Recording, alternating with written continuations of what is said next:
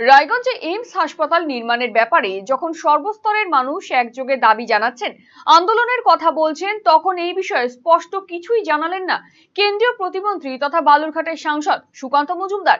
সোমবার বালুরঘাটের সাংবাদিক সম্মেলনে তিনি বলেন, সময় আসুক, সরকার সিদ্ধান্ত নেবে।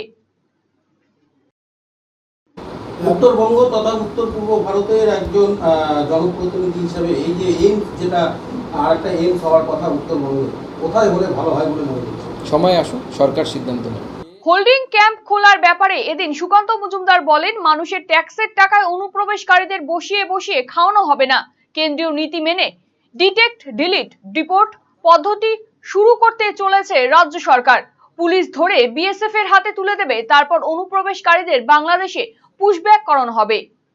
দেখুন, আমাদের মুখ্যমন্ত্রী স্পষ্ট করে দিয়েছে যে মাননীয় গৃহমন্ত্রী অমিত শাহজি যে নীতি দিয়েছে, detect delete and then deport, সেই নীতি রাজ্য সরকার চালু করে দিয়েছে।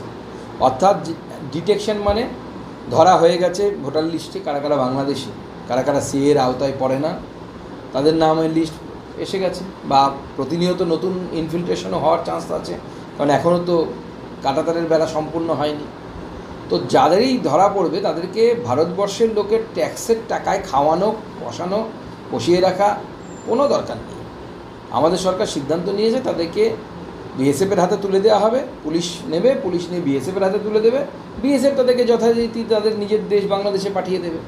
সাময়িকভাবে ধরে রাখার জন্য, সেই জন্য জেলে না নিয়ে গিয়ে, সরকারের টাকা খরচ না করে, জনগণের টাকা খরচ না করে হোল্ডিং ক্যাম্প মানে ওটা কোনো চিরস্থায়ী বন্দোবস্ত নয়, বা আপনি অনেক দিন থাকবে তা না, কিছুক্ষণের জন্য রাখার জন্য ব্যবস্থা, ধরে পগার পার করে দেওয়া হবে। প্রাক্তন মুখ্যমন্ত্রী মমতা বন্দ্যোপাধ্যায়ের নির্দেশে সমস্ত অপকর্ম করেছে শান্তনু সিনহা বিশ্বাস, সেই জন্য মোবাইল খুঁজে পাওয়া যাচ্ছে না।